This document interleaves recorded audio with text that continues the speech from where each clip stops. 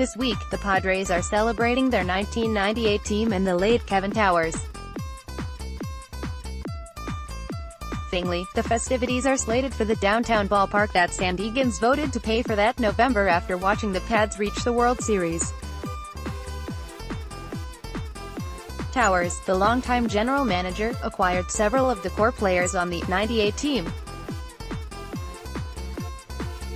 Monsters of Mission Valley back then, the Pads muscled their way to the franchise's third West title while setting a club record with 98 victories. They went on to defeat two National League teams that had won more than 100 games.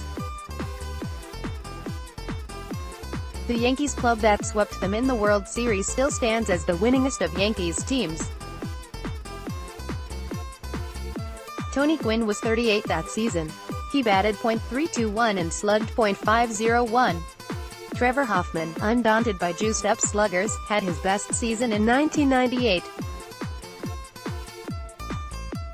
He will join Gwynn in Cooperstown this summer. Pads hired architects did their jobs well, too. Petco Park is an artistic success.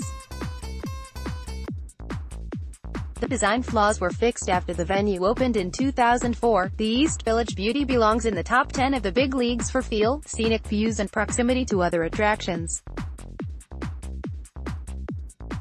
Upkeep is a big job, and the Pads, as I noted last week, have maintained a new ballpark feel. Ushers and vendors are friendly and helpful. Obviously, where the Pads have come up short is on the field. It didn't begin that way, the team starting out with 4 winning seasons and 2 playoff berths. Since then, the Pads have fallen well short of the seemingly modest pledges of various team owners and execs to put a competitive team on the field. For the 10th season in the past 11, the Pads are a below-average team that will fall well short of playoff contention. The current club is poor in several aspects. Though $144 million newcomer Eric Hosmer is hitting well, Pads hitters are striking out at a pace that would set a major league record. As for the sync between Pads pitchers and fielders, the team is 28th in defensive efficiency, reports Baseball Reference. Base running is tougher to quantify, but Baseball Prospectus, an analytics site, found that the Pads are poor at taking extra bases. The pitching staff is below average, ranking 3rd from the league's bottom in era that is adjusted for ballpark and league. You might say that the baseball the Pads are frequently serving up would be worse, if not for what happened in 1998. You would be right, perhaps. Increased ballpark revenues in fact have allowed the Pads to spend more on players and prospects than they would have had they remained in Mission Valley, although it should be noted that, in fact, the Pads tended to fall short of the $70 million in annual payroll that the Candid Towers, circa 2002, forecast for the Petco-era teams. Current ownership has invested heavily in foreign amateurs, and to a greater degree than previous regimes had. In fairness, periodic cash calls dating to the late 1990s, when ballpark construction delays pinched the club, have challenged Pads ownership at times. Independent of an audit of the team's books, it's impossible to know the guts of the team's financials. The Moore's divorce created instability as well. Go easy, though, on equating a ballpark's artistic and financial successes with baseball success. The Oakland A's and Tampa Bay Rays have stayed in antiquated ballparks that I would deem inferior to the Mission Valley Stadium that was home to the Pads from 1969 through 2003.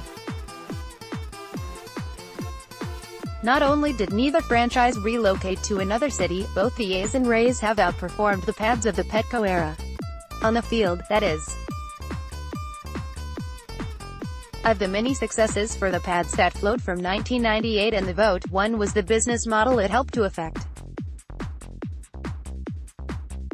Because the ballpark and its locale are attractive to many fans of Pads opponents, the franchise is more apt to hang in there at the gate. The new ballpark also strengthened the club's hand in negotiations with would-be TV partners. San Diego's media market is in MLB's bottom 7, but the Pads went into the recent homestand 12th out of 30 big league teams in attendance. A gorgeous, well-maintained ballpark is also an asset that raises a franchise's valuation. The Miami Marlins, who also play in a baseball palace financed largely by public money, recently sold for $1.2 billion.